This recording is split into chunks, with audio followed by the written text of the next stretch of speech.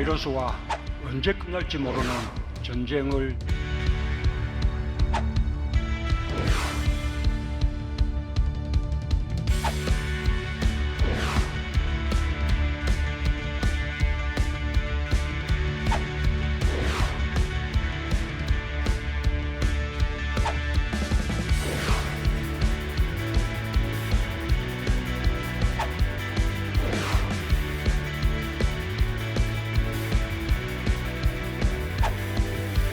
시장 경제는 기업과 소비자가 주체잖아요.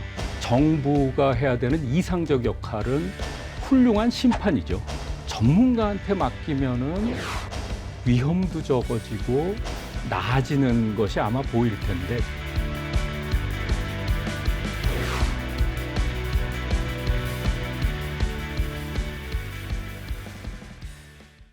시청자 여러분 안녕하십니까? 이슈앤피플 장용수입니다.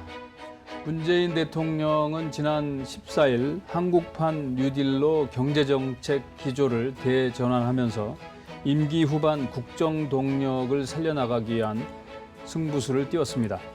지금까지 소득주도 성장, 공정경제, 혁신성장의 3대 축이었다면 앞으로는 디지털 뉴딜, 그린 뉴딜을 주요 축으로 가져가겠다는 것인데요.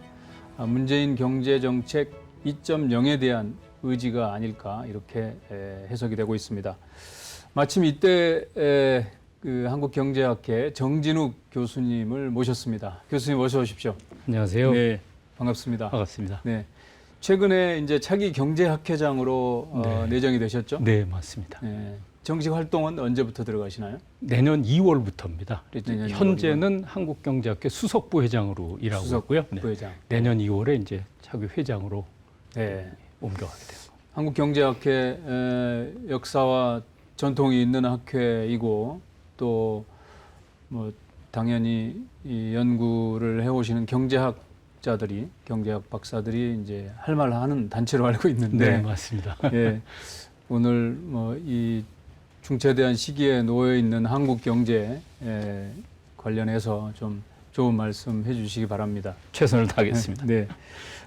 제가 이제 모두의 그 말씀을 드렸듯이 문재인 대통령이 한국판 뉴딜을 발표했습니다. 네. 그 뉴딜 발표할 때 보면은 소위 그 3대 경제 정책은 한마디도 없고 네. 보면은 뉴딜과 변화라는 단어를 많이 썼어요. 그 발표 보시고 교수님은 어떻게 평가하실 수 있겠습니까? 네, 뭐 확실히 이 확연한 변화가 보이더라고요. 그러니까 네. 여태까지는 이 정부가 이제 소득주도 성장이라는 캐치프레이즈를 걸고 이제 혁신도 그렇지만 공정경제 쪽으로 많은 강조를 해오다가 최근에 보면 소득주도 성장 거의 뭐 동력을 상실한 것 같아요. 네. 그 최저임금이 이번에 아주 조금밖에 안 오는 걸 보면 그쪽 발전 경로는 그렇게 앞으로 강조하지 않을 것 같고 그렇다면 이제 대안이 필요할 텐데 2년 남짓 남은 임기 동안의 대안으로 이제 상당히 공격적인 이제 정책들을 들고 나왔습니다. 이제 또 놀랬습니다. 액수가 네. 크고 114조의 국비 투입하고 또 뭐 민간, 뭐 지자체 총 160조가 거죠? 투입되는데요. 그럼 우리나라 1년 예산의 한 3분의 1 정도거든요.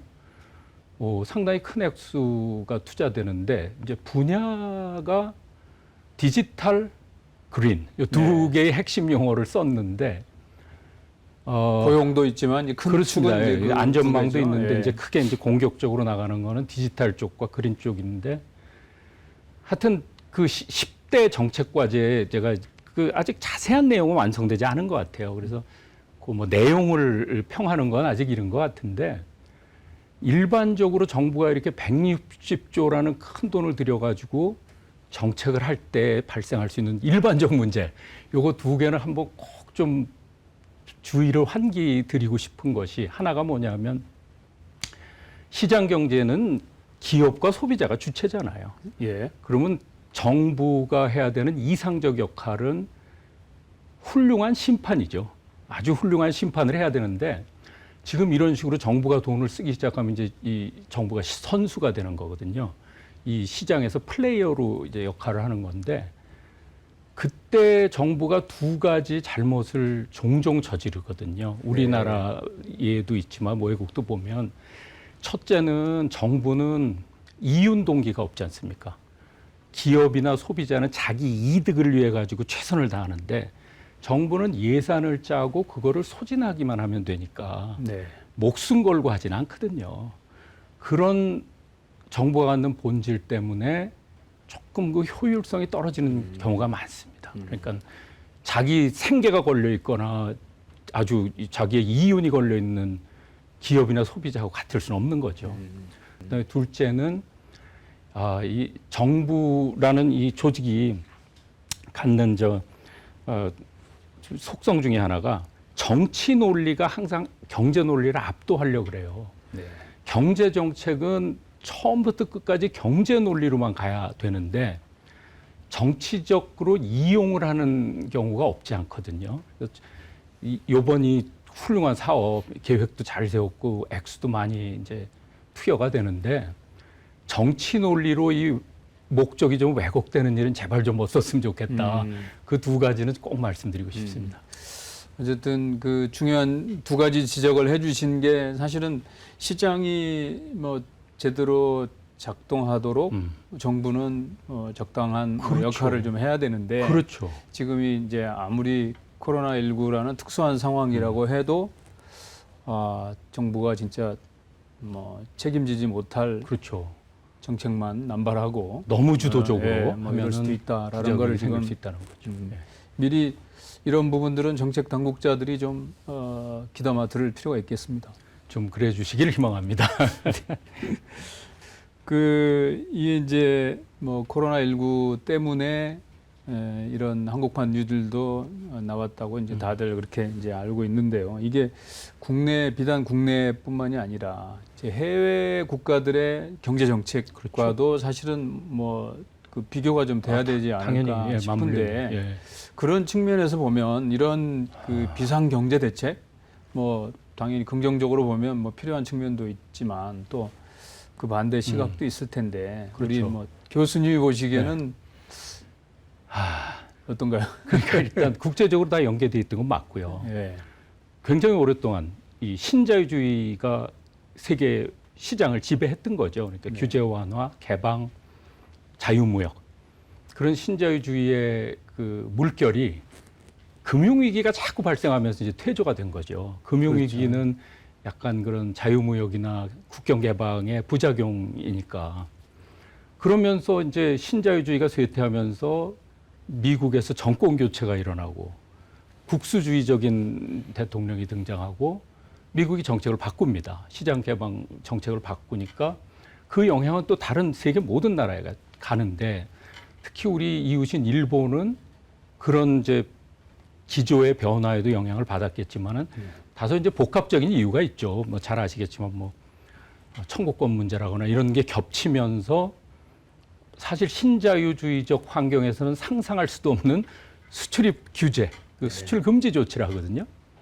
그게 우리 정부에 굉장한 타격이 됐는데 그게 지금 한 1년 남짓 됐어요. 근데 그 소위 보호무역, 그렇습니다. 자국 이기주의 뭐 이런 그걸로 걸 지금 쪽으로 말씀하시는 거죠? 상당한 상징적 사건이 된 거죠. 네.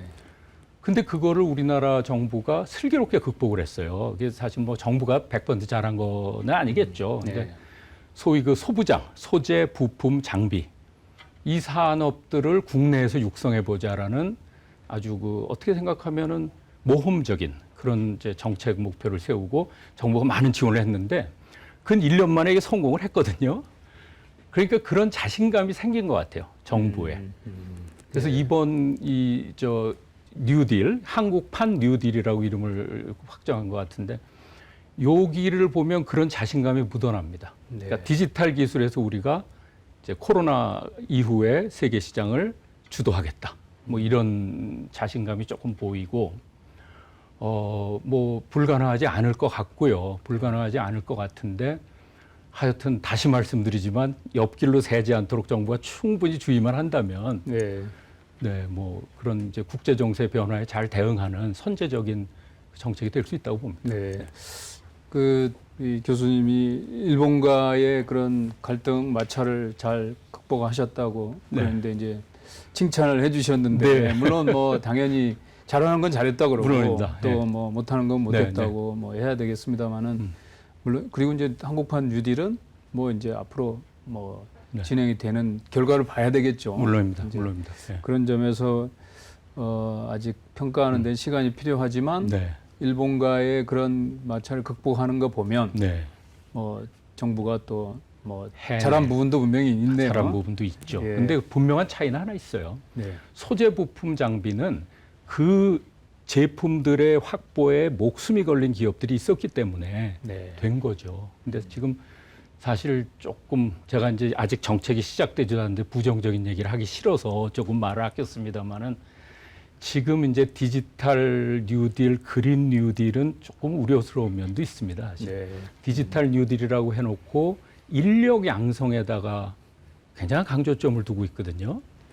그거는 이제 기술 면에서 앞서 나가는 거하고는 약간 거리가 있어요. 그린 뉴딜은 기본적으로 친환경으로 가자는 건데, 뭐 장 대표님 잘 아시다시피 친환경 쪽으로 가면 갈수록 경제 생산성이 낮아지는 측면도 분명히 있거든요. 네. 이게 형평성과 효율성이라는 게 경제 정책이 추구하는 두 개의 가치지만 불행히도 상충적이지 않습니까? 충돌되는 네, 충돌을 부분이 분명히 거의 늘 있구나. 하죠. 네. 이론적으로는 충돌 안 할 수도 있는데 네. 대개 형평성을 높이면 효율성이 떨어지거든요. 네. 효율성을 높이면 형평성이 좀 떨어지고. 근데 지금 이 뉴딜이 혹시라도 너무 형평성 쪽으로 치우친 정책이라면 좀 네. 걱정되는 면이 많이 있습니다, 사실. 네. 그러니까 소위 그 소주성, 소득주도 성장은 이번 정책에서 좀 이렇게 그 뭐 가려져 있지만 네. 분명히 이 정부는 지금 또 일자리 정부라는 그렇죠. 그 가치 그거는 네. 뭐 계속 네. 가져가는 거 아니겠어요? 그렇죠. 이번 네. 정책에도 들어가 있는 거고요. 거의 다 모든 부분에 그러니까. 예, 다 네. 내포돼 있습니다. 예, 일자리. 그런 점에서 이제 그 그린과 디지털이 어쨌든 성장 측면에서도 당연히 그 결과가 나타나야 되지만 그렇죠. 일자리- 못 나타날 가능성도 있는 거죠. 일자리 창출 측면에서도 지금 당연히 이 정책을 내놓은 정부는 큰 기대를 좀 하고 있는 거고요. 하고 있습니다. 하고 있는데 그게 이제 문제가 일자리를 단기적으로 창출하느냐, 장기적으로 창출하느냐가 굉장한 차이를 갖거든요. 단기적 일자리는 근로자의 생산성 향상 없이 자리를 주는 거예요. 공공근로 같은 거죠. 소위 일자리의 그 질적 문제를 그렇습니다. 말씀하시는 질적 거죠. 문제를 얘기해요. 예. 근데 일자리를 늘리려면 그 근로자들의 생산성을 높여주는 방향으로 장기적으로, 그러니까 내가 훈련을 받는다 해도 내 돈 들여서 내가 내 시간 써가지고 훈련 받는 거와 정부의 지원을 받아서 등 떠밀려서 훈련 받는 거는 생산성 증진이라는 그 경제학자들이 가장 중시하는 잣대로만 본다면 차이가 분명히 있거든요. 네. 그런 점은 좀 주의해야 되지 않나. 네. 이번에도 취업률이 나왔지만 사실은 지금 갈수록 심각하기 갈수록 때문에 떨어지고 정부로서도 네. 상당히 뭔가 초조해질 해야죠. 수밖에 네, 없는 뭔가 해야 상황이 되는데. 아닌가 네. 싶은데. 맞습니다. 네. 네. 그 관련해서 그 이제 최저임금이 네. 이제 그 사회적 기구인 최저임금위원회가 14일에 네. 내년 최저임금을 올해보다 네. 1.5% 1.5%. 8,720원입니다. 맞습니다. 네, 거의 근데 동결한 셈이죠. 뭐 8,720원도 이지만 퍼센티지로 보면 네. 거의 역대 88년 최저죠. 이제도 예, 시행 예. 위에 최저로 최저죠. 예, 거의 이렇게. 동결했다고 봐야죠. 예. 예, 예. 이거는 사실은 이 정부의 기조하고는 지금 다른 거지 않습니까? 그렇죠. 그러니까 요번 예. 그 결정을 보고 많은 경제학자들이 소득주도 성장이라는 그 전략을 포기한 것 아니냐 이렇게 네. 추측하고 있거든요. 네. 그 문제가 소득주도 성장 이론, 사실 이름을 제가 좀 얘기하기가 불편한데 소득주도 성장이라는 용어는 경제학 용어는 아니고요. 임금주도 성장을 아마 그렇게 네. 갖다가 차용한 것 같은데 임금이라는 단어를 왜 소득으로 바꿨는지는 잘 모르겠는데 임금주도 성장은 경제학계의 하나의 이론입니다. 10여 년 전부터 이제 네. 이윤주도 성장 대 임금주도 성장 이런 대립되는 개념으로 이제 뭐 여러 사람들이 얘기를 한 건데 그 논리를 따라서 처음에 최저임금을 대폭 상승했잖아요. 그게 이제 효과가 평가를 해보면 그 바로 2018년 1월 달, 그러니까 2017년에 결정된 최저임금이 적용된 첫 달의 통계를 보면 평균적으로는 뭐 거의 차이가 없는데 그 소득의 분위별로 보면 네. 소득의 맨 하위를 1분위, 맨 제일 상위를 10분위라고 하는데 1분위 계층은 굉장히 소득이 줄어요. 10분위가 많이 늡니다. 그래서 이제 다 합산을 하면 비슷하게 나오는데 그거는 충격적인 거죠. 최저임금의 상승이 도리어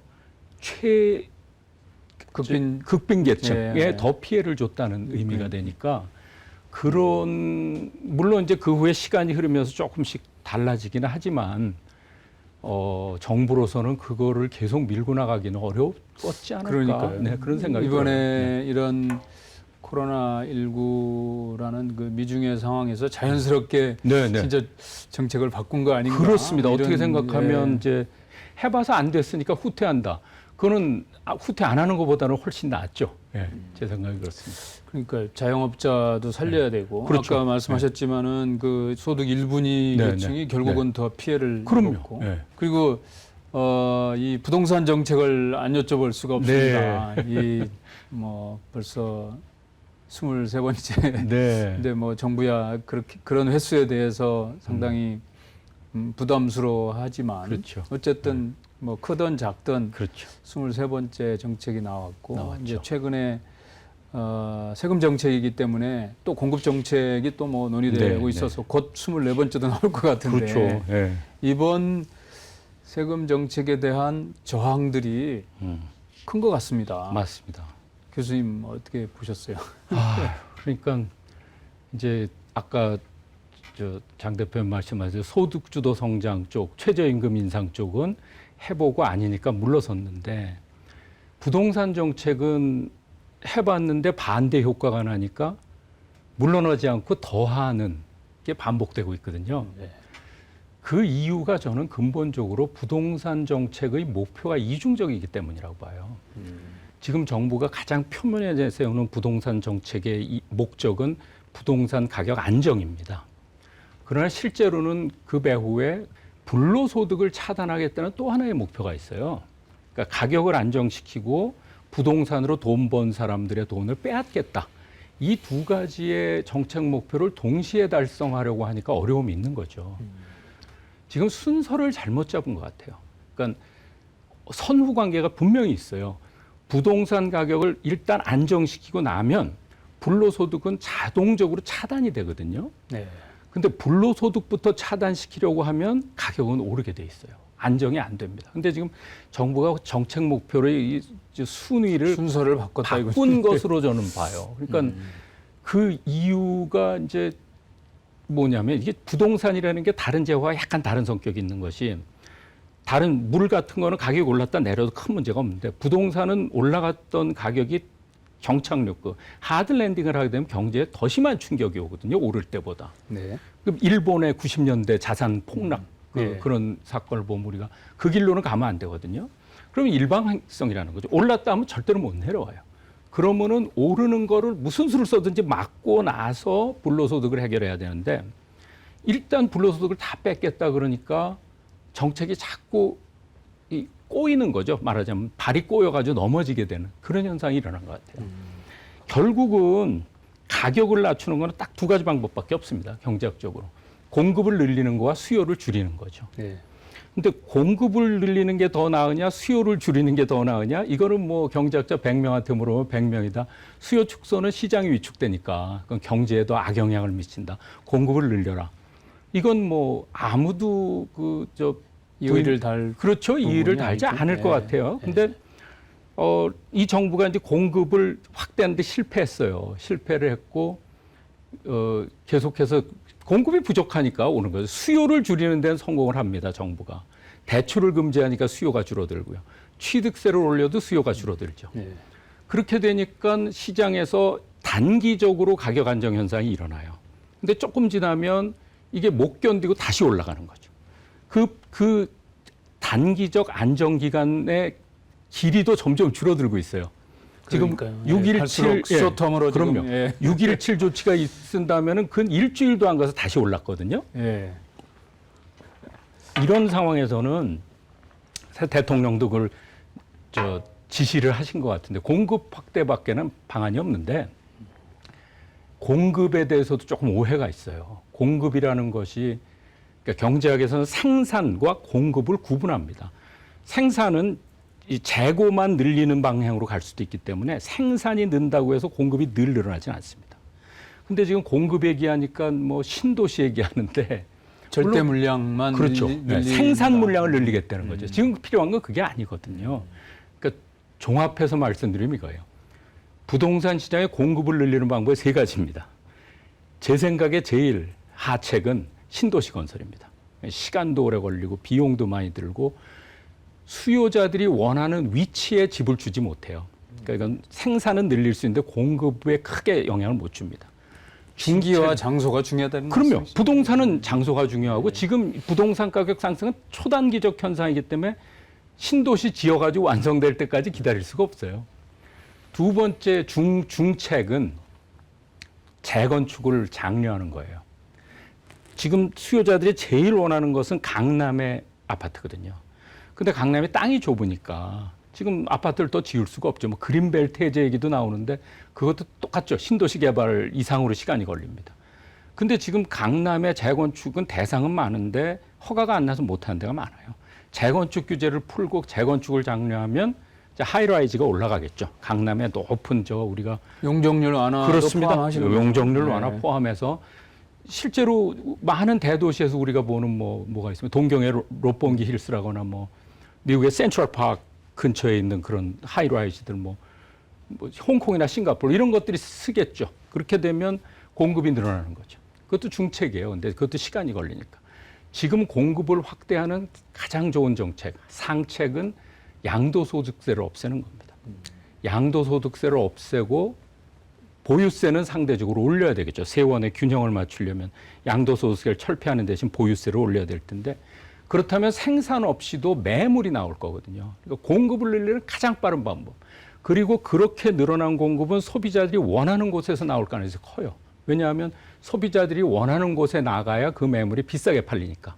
그래서 그렇게 하는 방법이 공급을 늘리는 가장 좋은 방법인데 지금 공급 얘기를 하니까 자꾸 어디다 새로운 것을 지으려고 한다고요. 사실은 아주 그 산술적인 계산으로만 하면 지금 이미 우리가 충분한 주택수가 있어요. 그렇죠. 네. 근데 이제 원하는 곳에 없다는 거죠. 그런데 그렇게 못하는 이유, 양도소득세를 못 없애는 이유가 바로 불로소득을 환수하고 싶어서 그러는 거거든요. 근데 지금 한 번은 포기해야 돼요. 지금 양도소득세를 없애서 이득 볼 사람들은 다 봐라. 앞으로는 못 본다. 앞으로는 못 보고 지금부터는 가격도 안정된다. 이게 지금 취할 수 있는 최선의 정책인데 자꾸 이제 너무 그 부당 이득의 환수에 집착을 하는 것 같은 그런 인상이 듭니다. 다 그런 건 아니겠습니다만은 세금 거두는데 너무 지금 그렇죠. 네. 혈안이 돼 있는 거 혈안이 아니냐. 되죠. 근데 그 명분은 투기 세력에 대한 이제 네. 징벌이라고 얘기를 하는데 네. 지금 보시면 투기 세력이 뭐 있는 게 아니잖아요. 제가 보기엔 전 국민이 투기하고 있습니다. 왜냐하면 저는 이걸 이렇게 부르고 있어요. 방어적 투기. 뭘 이득을 보려고 공격적으로 투기하는 그런 투기 세력이 아니라 집값은 터무니없이 오르는데 나만 가만히 있다가는 나만 가난해지겠구나. 나도 뭔가 하나 사야겠다 하는 방어적 투기까지 지금 개입돼 있거든요. 그러면 이 상황에서는 그걸 징벌한다는 거는 전 국민을 징벌한다는 거랑 똑같이 되는 거죠. 참 어려운 부분이네요. 어려운 부분입니다. 생각을 바꾸지 않으면 안 되는 거니까. 네. 이게 그 교수님이 이제 보시기에 이번 이제 뉴딜 정책이 뭐 잘 돼서 좋은 결과를 이제 만들어내야 되겠지만 여기에 더해서 좀 정책이 보완이 돼야 된다는 네. 부분이 있으실 것 같아요. 어떤 네. 부분이 좀 보완이 돼야 될까요? 그러니까 지금 이 정부의 비중은 형평성 증진에 많이 가 있습니다. 네.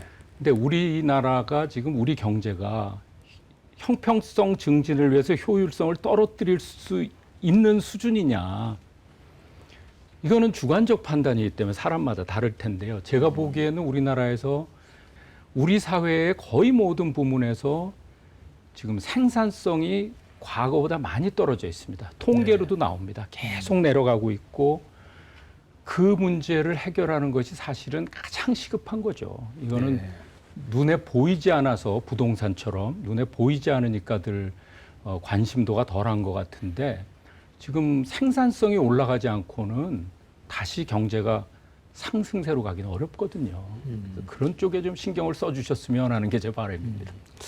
그 제가 부동산 여쭤봐서 네.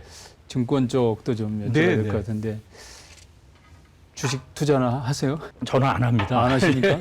아니 그래도 우리 주식시장은 우리 직접 금융시장의 큰 네. 축인데 물론입니다. 네. 네. 물론인데. 뭐 우량주에는 투자하셔야 되는가? 네, 근데 주식 아니 물론 저도 뭐 저 뭡니까 펀드나 이런 거는 조금 사본 적도 있는데 예.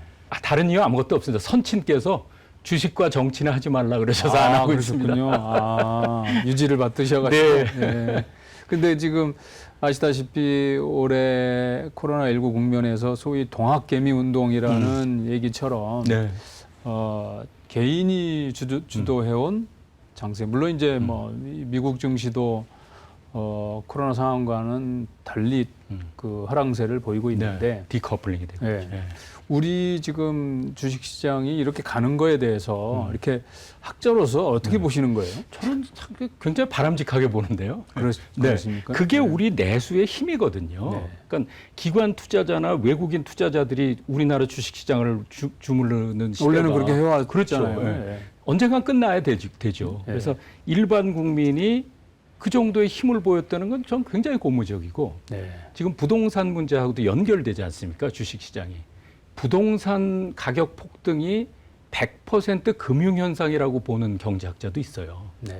뭐 그 유동성 그렇습니다. 유동성으로. 때문에 그 그럴 수 논리도 충분히 일리가 있습니다. 네. 그러면 그 유동성을 다른 쪽으로 옮겨준다면 부동산 문제에도 훨씬 압력이 줄어들 수 있는데 근데 이제 주식에 그 또 세금을 매긴 거, 그 거래세를 양도세- 놔둔 채로, 네. 네, 또 세금을 매긴 거는 그런 방향의 변화에 사실은 약간 찬물을 껴는 거죠. 네. 그는 조금 생각이 짧았던 것 같아요. 그 뭐 아직도 좀 네. 정책의 고쳐질- 변화 여전히 네, 있겠죠. 여지는 있다고는 그러는데. 네. 아무튼 주식시장은 그래도 계속 성장을 해야 당연하죠. 기업들이 거기서 자금을 조달을 물론이죠. 해서 투자를 하고 네. 계속 선순환 구조로 가는 그럼요. 거니까요. 네. 그 빨리 우리가 선진국 증시를 편입이 돼야 되죠. 지금, 네. 예. 그 급선무인데. 소위 그 포스트 코로나가 있는지 아니면 계속 네. 코로나가 계속 가게 되면 네. 포스트라는 말도 사실은 그렇죠. 의미가 없는데 그렇죠. 예. 그래도 계속 가든 뭐 코로나가 끝나든 대비는 해야 되지 않습니까? 그렇죠. 예. 지금 예. 우리 사회가 어떤 방향으로 가야 되는지 한번 이렇게 네. 그 경제학회장 차기 경제학회장으로서 한 말씀 좀 네. 해주십시오. 이 정말 엄청난 사건이잖아요. 이게 예. 이 정도로 심한 전염병이 돈 거는 한 뭐 100년 전이라고 하는데 100년 만에 온 이 전염병을 극복해 나가는 과정에서 저뿐 아니라 아마 모든 분들이 그걸 배우셨을 것 같은데 우리나라가 방역에 성공할 수 있었던 요인들이 여러 가지 있지만 그 중에 하나가 전문가한테 완전히 맡겼다는 것 같아요. 네. 이 방역 전문가한테 모든 것을 맡기고 마음껏 해보라 그랬더니 전 세계에서 가장 성공적인 나라 중에 하나가 됐거든요. 경제 정책도 똑같지 않나 싶습니다. 이게 전문가한테 맡기면은 위험도 적어지고 전체적으로도 좀 더 나아지는 것이 아마 보일 텐데 제가 경제학을 하는 사람이라 좀 말씀드리기가 부끄럽긴 합니다만은 이 포스트 코로나에는 제발 우리가 이 방역에서 배운 걸 좀 써먹었으면 좋겠고요. 네. 그다음에 아까 한번 말씀드린 바가 있지만 지금 이 엄청나게 큰 감염 사태를 회복하는 데는 오랜 시간이 걸릴 겁니다. 이게 쉽게 될 수가 없어요. 지금 우리나라 최근에 가장 큰 경제적 재앙은 97년, 98년 외환위기인데 그때 우리나라 GNP가 마이너스 7.8% 성장했거든요. 그러니까 그렇게 많이 떨어진 거는 우리가 통계를 모은 이후 처음이죠. 그렇죠. 예. 근데 이 코로나 바이러스의 감염, 이 팬데믹, 이 현상이 얼마나 경제 피해를 줄 것인가? 저는 결코 외환위기보다 못하지 않을 것 같아요. 네. 예. 총수요, 총공급 다 감소했고 외환 위기 때는 우리나라만 힘들었기 때문에 수출은 잘 됐어요. 근데 이제는 온 세계가 힘드니까 수출도 안 됩니다. 이 상황에서 다만 이제 다행한 거는 금융기관의 도산은 없어요. 이번에는. 그러니까 사실 그 외환 위기 때 우리나라가 1년 예산만큼의 그 정부 지출을 추가로 집어넣어서 그걸 벗어났는데 대부분이 금융기관 네, 되사는 데 들어갔거든요. 그래서 그만큼은 이제 제할 수 있다 할지라도 엄청난 충격을 줄 것은 확실하고요. 그렇다 보면 치유 기간이 굉장히 길어질 텐데 그때 제발 정부가 단기적 효과를 노리는 정책을 쓰지 않았으면 좋겠어요. 좀 오랜 기간 참고 견디고 지금 우리 재정 적자 이거 올해 35조 지금 뭐 얘기 들으면 향후 5년간 뭐 정부 빚만 114조를 지겠다는 건데 그렇게 되면 그건 이제 후대가 갚아야 되거든요. 그 갚아야 되는 기간을 좀 참을성 있게 멀리 보고 모든 정책을 좀 장기적 안목에서 그렇게 해줬으면 하는 게 바람입니다. 뭐 지금 엄중한 시기라서 정부가 보이지 않는 손 정도의 역할은 뭐 네. 못하겠지만 그렇죠. 지금은 안 되죠. 적정한 네, 맞습니다. 역할. 네. 그러니까 시장의 동력을 이용하는 정책. 예. 이게 막으려고 하면 힘들지만 씨름을 제가 볼 때 참 감탄스러운 게 상대의 힘을 역이용하면 자기보다 훨씬 덩치 큰 사람을 눕히더라고요. 정부도 시장의 힘을 역이용해서 정책 목표를 달성해야 되는데 시장하고 싸우겠다고 하면 그거는 힘들죠. 근데 지금 이제 포스트 코로나가 끝난다는 전제하에 상당히 어려운 시기가 앞으로 올 텐데 그때는 그런 정부의 잘못된 방향의 정책은 더 큰 피해를 줄 거거든요. 그러니까 시장의 힘을 잘 이용해서 이렇게 좀 부드럽게 해주셨으면 하는 네. 희망입니다. 네. 경제학회장 이제 내년 2월부터 활동하시지만 네.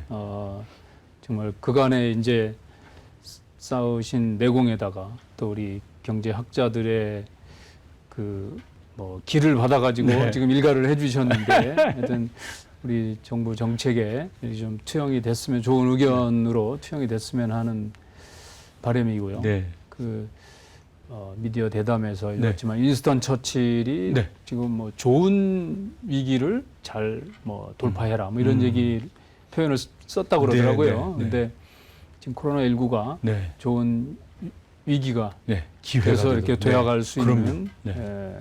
대한민국이 됐으면 하는 바람인데 네, 그렇습니다. 오늘 교수님 말씀이 많이 참고가 될 것 같고요. 감사합니다. 다음에 이제 학회장 이제 시작하시면 네. 한번 중간에 한번 정책 평가 한번 해주시기 바랍니다. 노력해 보겠습니다. 예, 오늘 말씀 감사합니다. 감사합니다. 예. 네, 시청자 여러분 잘 들으셨습니까? 우리 문재인 정부가 이제 후반기 새로운 정책을 내놨는데요. 오늘 말씀이 정책 당국자한테 실제로 많이 좀 투영이 돼서 좋은 방향으로 정책 집행이 됐으면 하는 바람입니다. 오늘 이것으로 마치고 다음 주에도 하재 리더와 함께하겠습니다. 감사합니다.